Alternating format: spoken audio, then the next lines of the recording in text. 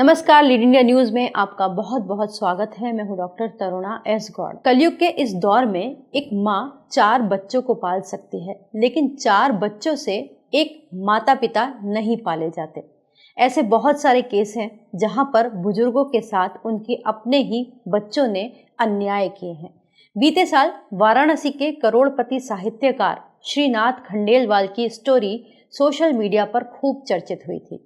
400 से भी ज्यादा किताबें लिखने वाले श्रीनाथ खंडेलवाल वाराणसी के एक वृद्ध आश्रम में जीवन काट रहे थे, क्योंकि उन्होंने एक गलती की थी। अपनी सभी संपत्ति जीते जी अपने बच्चों के नाम कर दी थी। दुखद बात तो ये है कि इनकी स्टोरी वायरल होने के बावजूद भी जब दिसंबर 2024 में उनका निधन हुआ, तो ना तो उनका व्यस्ततम बेटा उन्हें आग देने के लिए पहुंचा और ना ही उनकी बेटी ने फोन उठाया। खंडेलवाल जैसे बुजुर्गों की ये अकेली कहानी नहीं है।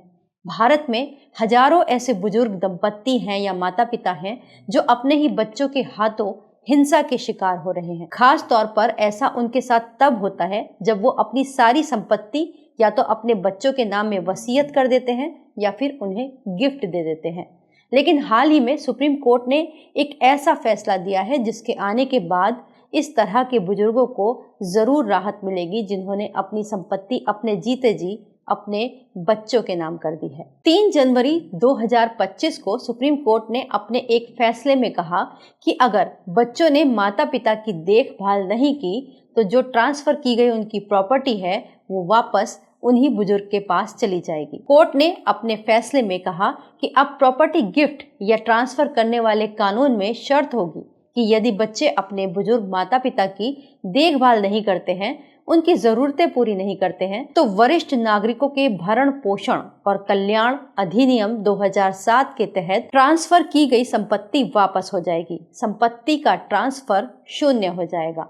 आइए जानते हैं कि क्या कहता है welfare of parents and senior citizen act 2007 और इस एक्ट के मुताबिक वरिष्ठ नागरिक कौन है और उनके अधिकार क्या हैं। इस कानून के तहत ऐसे नागरिक जो भारत के नागरिक हैं और जिनकी उम्र 60 या उससे अधिक है, वो वरिष्ठ नागरिकों की श्रेणी में आते हैं और इस कानून के तहत उन्हें काफी कुछ लाभ मिलते हैं। Welfare of parents and senior citizen act 2007 में वरिष्ठ नागरिकों के भरण पोषण, सुरक्षा और कल्याण से जुड़े कई प्रावधान हैं।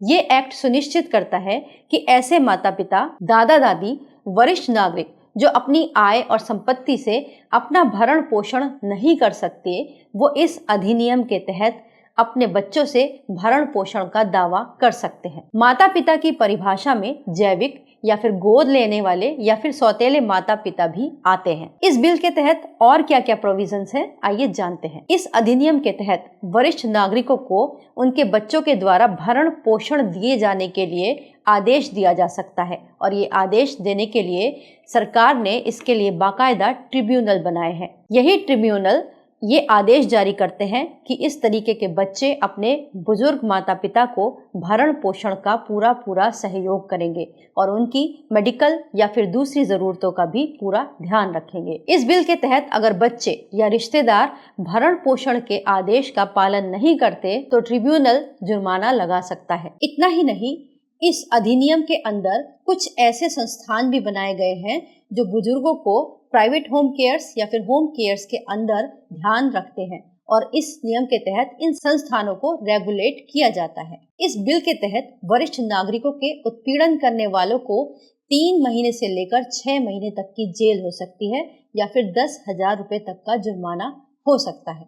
अब बात करते हैं उस खास सेक्शन की जिसके तहत बुजुर्ग माता पिता अपनी संपत्ति वापस ले सकते हैं। इसके पहले ऐसा संभव नहीं था।